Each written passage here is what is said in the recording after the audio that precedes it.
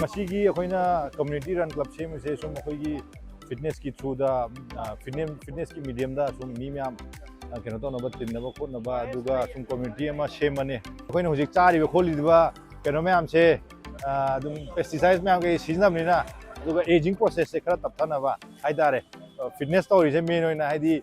body building ko na go ni na te show thok ko na tab ni na sumaina mayam community running se tawraga prize ki oina natraga su khoi sumaina ayukta Sunday nataga Saturday da mayam hachang fanaba pulak chenminaraga khoi afaba mayon nomdama chenminanaba sum pawda moina hajini pijani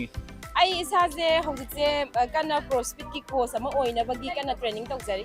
aduga ai chani gi mamane akoi athlete oiningba dagi akoi sumaina course kum oiningba sanarising bu ko encourage to boina yam nungai hai tare sumaina simbirak pate professional runner nate hana body building sanar me hujinga MMA sanari ngasi na amane 21 km chen mayam nungti soi da video pungkai amtang kai thopira ga su lamjin chen ba ngamdra ga su walking dang oi sat pio 30 minutes hachang pho na lani au ga nisha busa sa video ba ai haidi dum kilometer kun manga hai dum chen bane ngasi ai moi gi khala ga tara chen bi dong dam ba ko sai trao nga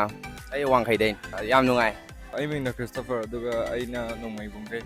chahi na 14 ai gi ming na malega ma ai chu wang khai de de aduga ai na puchi ya marathon che bane ado ai gi ya wai ba do nungai ai another record ne is like 5 km de hena chain da bane ba ko but ngasiri ai asing by the wristband 5 km lawe but 10 km chen thok lai ngam mani ka 10 km ju ngam 77 minutes ta ayong ai ngasiri yam suwai ngasi ji yam nungai haidi thaina public ki oiba marathon kano je competition je ya pui ro tung da silak ko hai tai conflict sigi mamang da gumba competition ji yam tang na hai lai gi ra han de ro ai experience da handak sina ham boi de ni adu yam nungai akoi hachang pho da kaya ni hachang pho ma community ma singa mina je hai ma tan da ma ni ngan la ga tholei je si yam ti base na ja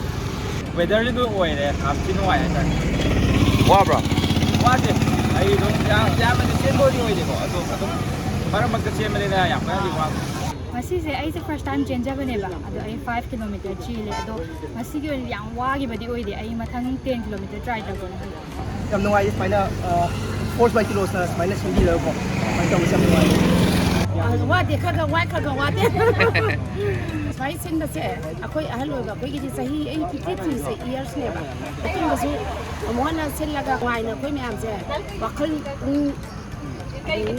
tension ka ka se am phai mem pulap semin na experience ko wa ba khang de thanda sen bai ta ga di wa asle thok pa ya do mem pulap semin ne motivation sama di phang they are very punctual am tin timing chana ngrang mari makhai da report to video to manga makhai de thani exactly manipur smang kya bok to de ben sangai festival to bok ta pung manga truk to ne ga pung ni pan nu sa thakala tha ba ngak ne set ma kanang ngom de du ngasi di exactly wai 1 or 2 minutes kuma haip tare ko adugumba 5:30 exactly thum thare apun organize away